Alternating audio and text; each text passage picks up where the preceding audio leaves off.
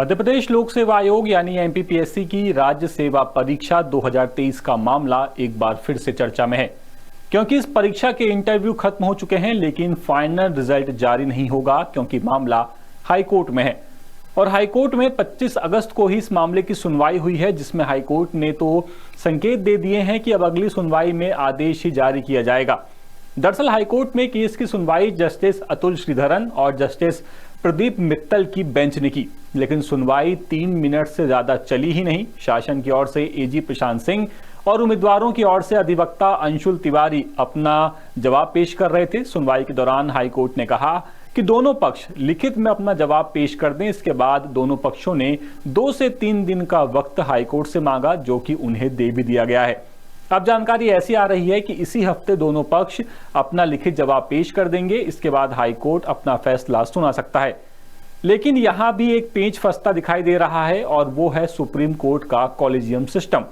दरअसल supreme court collegium ने 14 जजों के तबादले की अनुशंसा की है। इसमें एक नाम जस्टिस अतुल श्रीधरन का भी है और इन्हें छत्तीसगढ़ ट्रांसफर किए जाने की बात चल रही है।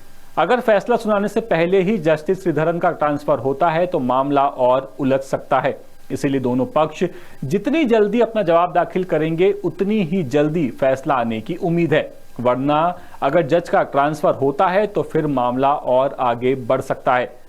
बता दें कि साल 2023 राज्य सेवा परीक्षा के प्री के 2 सवालों को लेकर आपत्ति लगी है। इस मामले में अंतिम आदेश आने के पहले आयोग ने विवादों के रहते 11 से 14 मार्च 2024 के बीच मेंस भी करवा ली थी। इसका भी जमकर विरोध हुआ था और 2 दिनों तक उम्मीदवार आयोग के दरवाजे के बाहर मांग कर रहे थे कि मेंस के लिए 50 दिन भी नहीं मिल रहे हैं और मेंस को आगे बढ़ाया जाए। लेकिन आयोग ने परीक्षा सिस्टम को ट्रैक पर लाने की बात कही और एग्जाम को करवा लिया।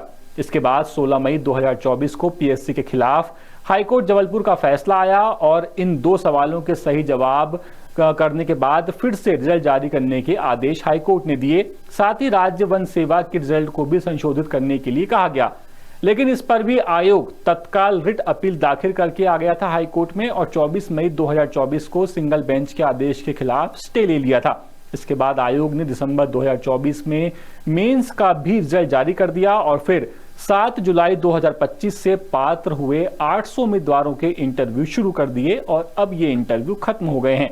लेकिन तब से ये मामला हाईकोर्ट में है और हाईकोर्ट के फैसले का सबको इंतजार है कि आखिर हाईकोर्ट किसके हक में फैसला सुनाएगा। फिलहाल अगर लिखित जवाब जल्दी पेश कर दिया गया तो यकीन मानिए ये केस खत्म होता दिखाई दे रहा है। अगर जवाब लेट पेश होता है और जज का ट्रांसफर होता है तो ये केस फिर से लंबा खिंच सकता है।